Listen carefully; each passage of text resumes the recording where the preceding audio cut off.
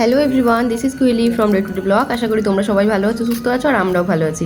অনেকদিন পর আবার আজ থেকে বড় ভিডিওগুলো দেওয়া স্টার্ট করছি। মাঝখানে তো বেশ কয়েকটা অনুষ্ঠান ছিল, তাই ভাবলাম যে সেইগুলো আগে ব্লগগুলো এডিট করে দিয়ে দিই, তারপর বাকি ব্লগগুলো পরে দেবো। তার জন্যই একটু দেরি হয়ে গেল। তো দেখো, এটা হচ্ছে আমি যখন শ্বশুর বাড়িতে ছিলাম তখনের ব্লগ। আর এখন হচ্ছে আমরা যাচ্ছি, আমার মা বাপিরা এসেছিল তো দেখাচ্ছিলাম। আর এখন আমরা যাচ্ছি ওই আমাদের বাগানে। ধান টান হয়নি, শুধু মাছ হয়েছে মাঠে।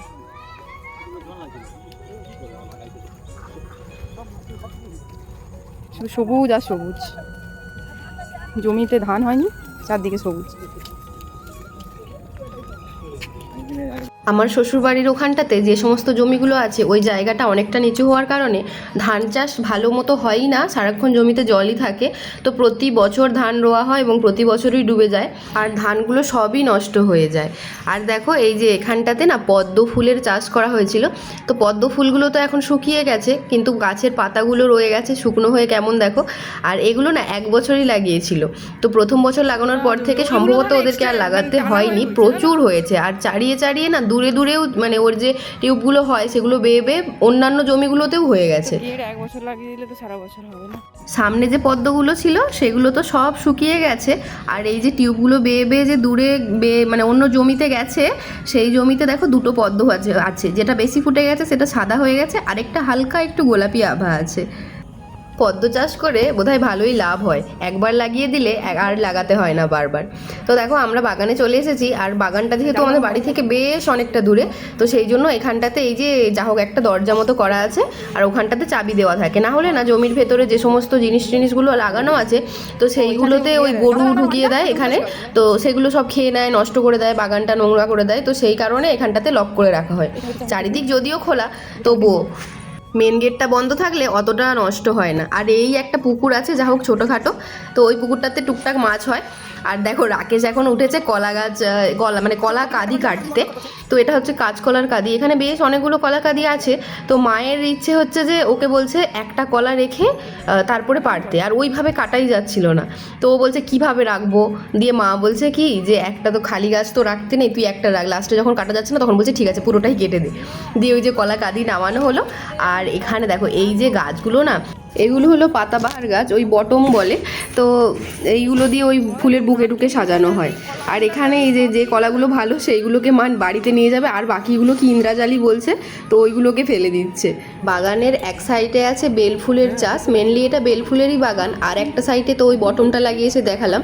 আর ঢোকার মুখে যেখানটা ফাঁকা ছিল সেখানটাতে কখনো গাঁদা কখনো দোপাটি এগুলোই লাগানো হয়, আর সাইডগুলোতে সিজনাল সবজি লাগানো হয়। তালের গুলগুলির প্রিপারেশন করছেন আমার মাদার ইন্ডিয়া। বাতাসা দিয়ে হবে চালের গুঁড়ি। এই তুই চিনি দিছো এতে না দাওনি? তো দেখো, বাগান থেকে তো আমরা বাড়ি চলে এসেছি, আর এখন মা হচ্ছে ওই তালের ফুলুরি বানাবে।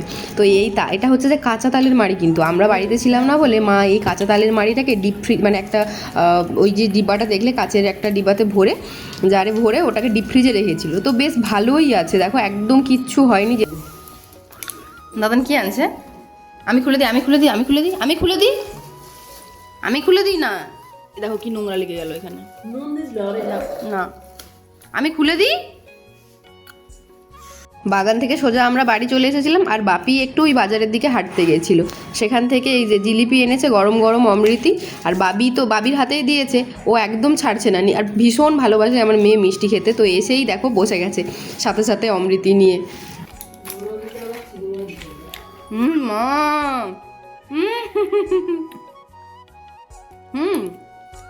টেস্টি। ইস, জামাটায় হাত মুছে ফেললো পট করে, পালালো। মিষ্টি নিলে পালালো। মিষ্টি হাতে পেয়েই দৌড় দিয়েছে দেখো, আর এখানে থাকবে না। দাঁড়াও একবার দেখে আসি মায়ের ফুলুরি ভাজা কত দূর হলো। ও এদিকে তো বেশ অনেকটাই এগিয়ে গেছে ফুলুরি ভাজা। ফুলুরিগুলো দেখো কত দারুণ হয়ে বড় বড় হয়ে ফুলে উঠেছে। আমি যখন করি আমার এতটা সুন্দরভাবে হয় না, যতই হোক মা তো মায়ের মতোই হয় বলো, মায়ের থেকে কি মেয়ে আর অত সুন্দর রান্নাবান্না করতে পারে? তো দেখো এত সুন্দর লাগছে দেখতে। আর ওদিকে দেখতে পাচ্ছ নিশ্চয়ই থালাটাতে একটা কড়াই ভেজে তুলেছিল, তার মধ্যে মাত্র 4টা আছে।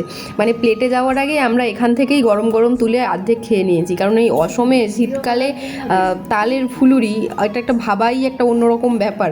শীতকালে তো সাধারণত তাল পাওয়াই যায় না। আর সেখানে ফুলুরি মা যে বুদ্ধি করে কাঁচা তালের মাড়িটা এইভাবে যত্ন করে স্টোর করে রেখেছিল আমাদের জন্য। আর দেখো ওদিকে অতটা ফুলুরি ভাজা হয়েছে, এখনও অনেকটা ব্যাটার রয়েছে।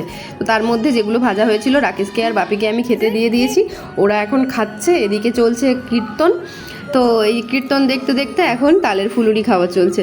তো চলো আজকের ব্লগটা তাহলে এখানে শেষ করছি। ব্লগে যদি কিছু ভালো লেগে থাকে লাইক কমেন্ট শেয়ার করো, নতুন হলে চ্যানেলটাকে সাবস্ক্রাইব করে পাশে থেকো।